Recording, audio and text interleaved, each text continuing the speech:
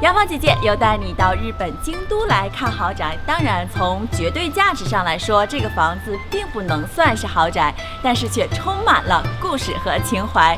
它原本是一间有100多年历史的铅版印刷厂，在日本设计师青山周平的改造后呢，变成了一间非常有味道的民宿。来跟我看看吧。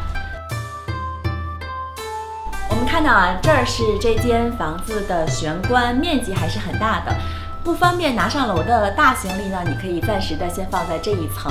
而且我们看到这里非常有特点的一个设计，就是这些抽屉，它的面板呢，你能明显的看得到，它跟其他的木头是不一样的，因为它是原来这个老房子里残留下来的门板做成的，非常有复古的气息。现在我们去上2楼，主要的居住空间呢都在2层。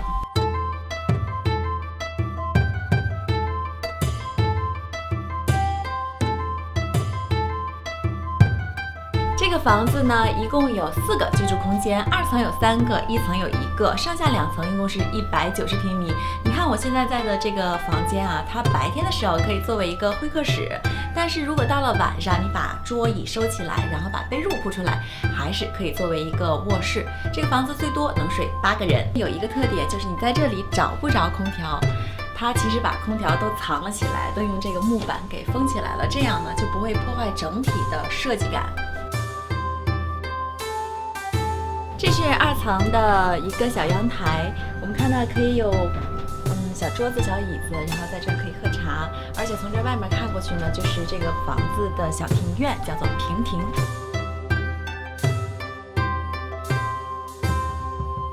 这间房子呢是另外一间卧室，我们可以看到它就不是榻榻米了，就是一般的床，而且典型的我们可以看到它的轮廓的光用的很到极致，就是屋顶两边，然后还有床底下一溜，其实是这种轮廓的灯光，你又不会看到很突兀的灯在那里。我们可以看到啊，这是2层的唯一一个卫生间，它空间还是很大的，而且它的设计感跟其他的卧室还是有一个比较明显的对比的，整个都是一个灰色调、极简的工业风。我刚才发现了一些小细节，就是吹风机，戴森吹风机。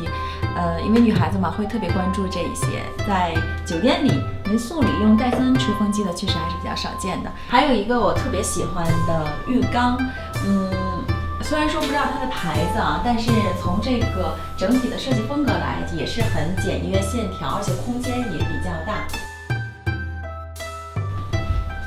我们看到啊，这边还有一个小书桌，特别 cute 的一个小书桌，它确实把空间利用到了极致。这是2层的另外一个卧室，我们看到空间还是很大的，而且它是榻榻米的这种形式。我们看到啊，因为是老房子，所以它这种原始的结构还都保留着，所以个子高的一定要小心，千万别撞到头。这里我们看到还有一个小椅子，它的名字叫蝴蝶椅，它虽然很轻薄，但其实很能承重。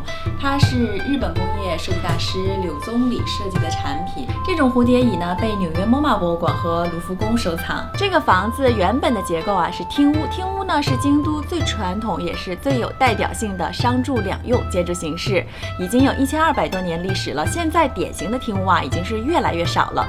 厅屋呢一般都是前面是商铺，然后后面呢是生活居住的地方，中间有一个狭长的庭院。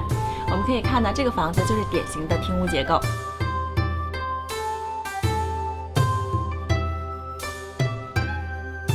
门的外侧呢是一条狭长的小走廊，直通茶室和后面的庭院。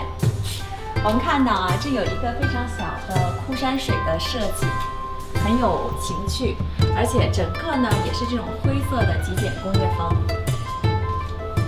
我们看到啊，这是厅屋的庭院，叫做平庭。有了平庭呢，能让这个屋子的采光和通风的效果更好。这块有一条狭长的碎石子路，然后通到了后面的储藏室。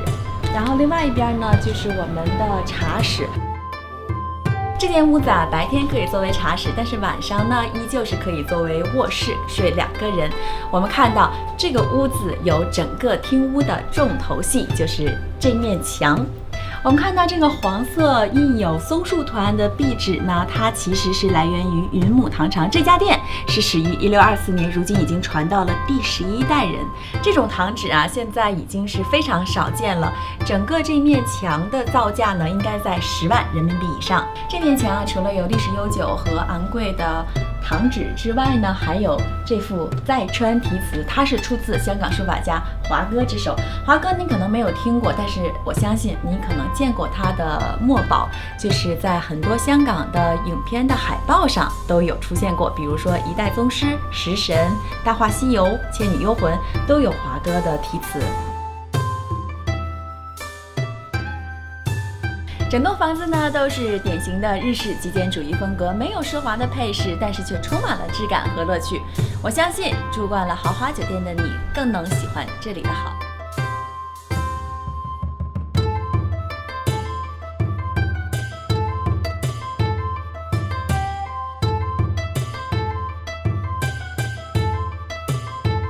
杨芳姐姐带你海外看房，将心比心，用挑剔的眼光帮你严选全球优质的房产项目。